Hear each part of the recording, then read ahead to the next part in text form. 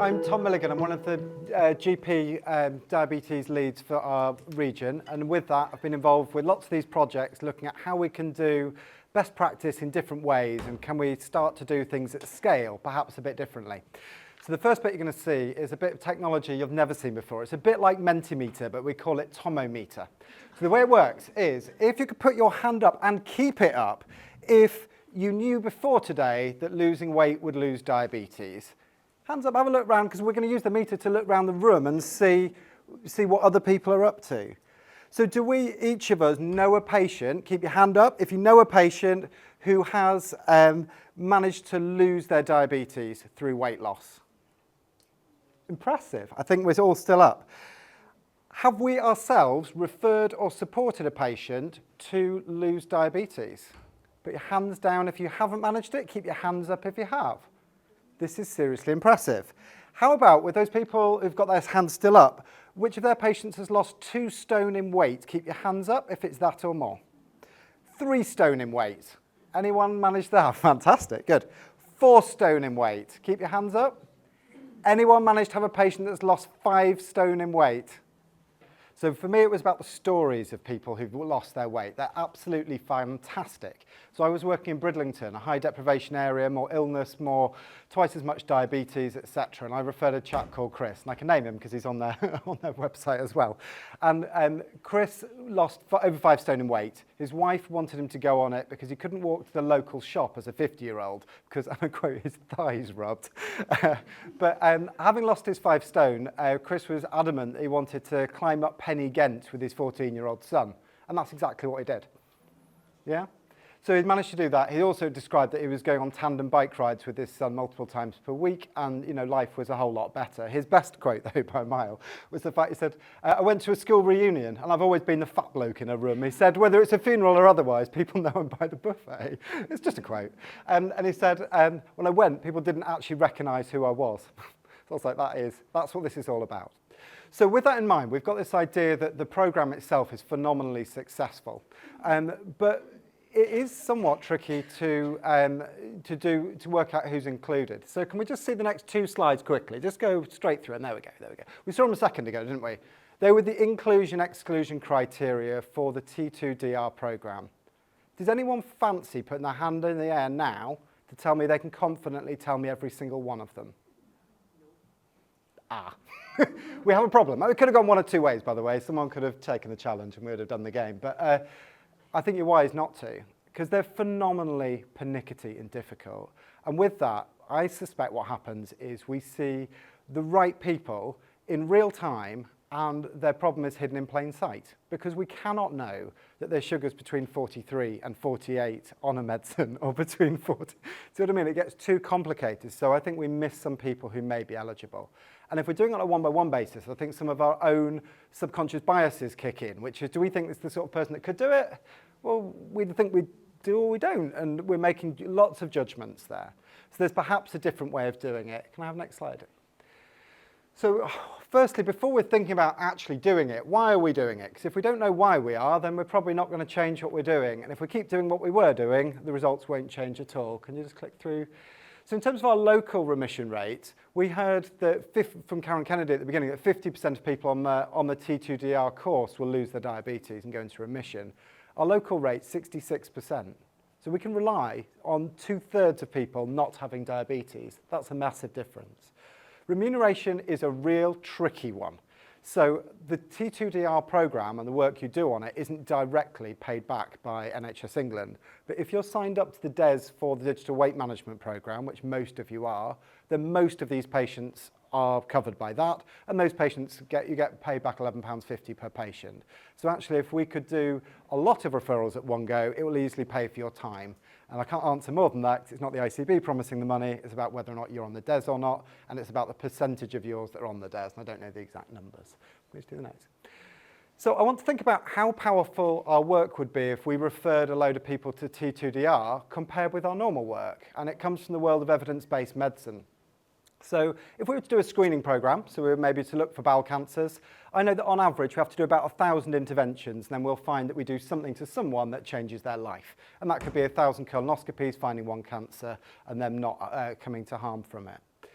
if, like we're talking about GPs and normal doctoring work, if we're talking about routine background management, so the stuff that you guys do on a day-to-day basis, medicine knows the answer to that. How impactful are you? Well, if you make 100 changes, which you will do over every day or two, one of those changes will make a meaningful difference to someone's life. How about if you're an A&E doctor or a GP doing the on-call, oh my gosh, I'm breathless, I've coughed blood scenario?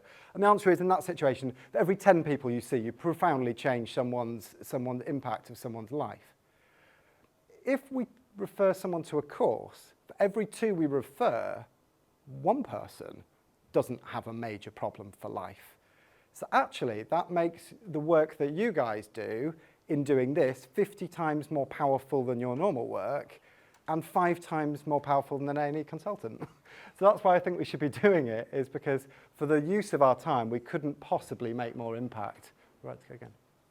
So I think also when I've referred my patients and had great results with them, it just feels fabulous because they're literally grateful that we've sorted them out by just getting them into a program. And we know that the referral rates for the programs have got an interesting sort of distribution with it. Some practices have done different than others. We'd like to go next slide again. So with that, we know that 40% of practices haven't done a referral yet. They haven't got it together to know how to do it. We know that diabetes is the most expensive condition in the NHS, and we know that we're spending 10 billion on it at the moment, but by 2035 it's 35 billion. Believe me, it's going to break the NHS if we leave things as they are, because we've got an obesity epidemic with a diabetes epidemic. At the same point, we've got an ageing population. I promise that is just bad maths. And at the same point, we'll have a smaller working age population to pay for all of it. And the argument could easily be made by anybody, why am I paying towards an NHS when I'm 35, fit and well? I'm not 35, by the way. And that I could get private insurance for £1,000 a year. Well, that's what we're all fighting for, right? And this is how we're going to win it back and make sure we can keep it. So our local referral rates are, we've done 5% of people have been referred that could be into this programme. So there's a load more bang for our buck that we could have. And the current amount of money on the table for patients who are of the 80% that could reverse, and the future cost predicted in our region for the ICB is 600 million quid's worth of future spend based on the diabetics we have today who could be reversed. This is really impactful, serious stuff.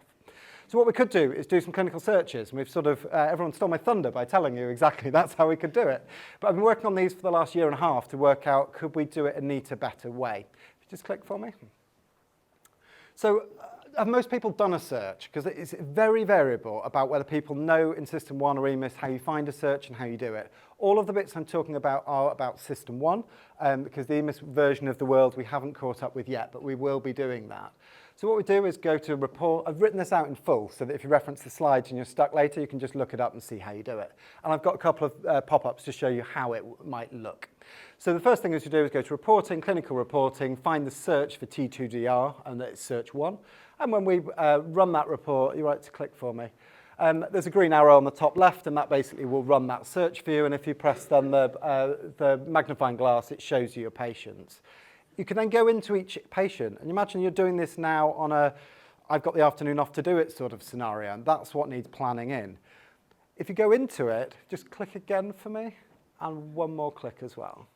So if you go into each patient, I had a choice at regional level, which I could make something pop up and get in your face the whole time, or we can disable that and have you initiate the search, because I think that you guys will be the experts at doing it. So imagine that you've run your search, you've gone into a patient. If you just press F12, that box turns up. And if you write T2DR in the top, we can then basically answer a few questions the computer can't do for us. So the computers can be brilliant at knowing HbA1cs and dates and weights and all this stuff. It's absolutely rubbish at knowing things like, does this patient have active cancer? Because it sees a treated BCC and goes, I don't know, cancer register, why not? And of course, we would know that's not right. You're right, just click again for me, and one more again. This is what it looks like. So we'll have 5 questions that come up. So does patient have active cancer? Yes, no, or pause. If we pause it, we can basically go into the notes, look up the answer, and then resume it. Just click again for me. And then we've got, have they turned up for the last diabetic review? So we're just going to answer these 5 things. Just click again. Brilliant. What we can then do is copy and paste a link to a video to invite people into the course, because it's very hard for us all to know what are the benefits, so we're going to be excited in front of our patients about what we're doing. And I've tested a similar video in my area. By sending a 2-minute video to a patient to say you are invited, you are included, this could be good for you, 66% of people wrote back, yes, I'd like to go. And that were my patients in a high deprivation area. So it turns out if you do include people, they're very happy to go on the course. And that's the technique I suggest that we all use if we want to get bulk impact, where we can just invite everybody that's due. Just click again for me. So that's it's me on the video. So write the theme tune, sing the theme tune. Just click again for me. And one more.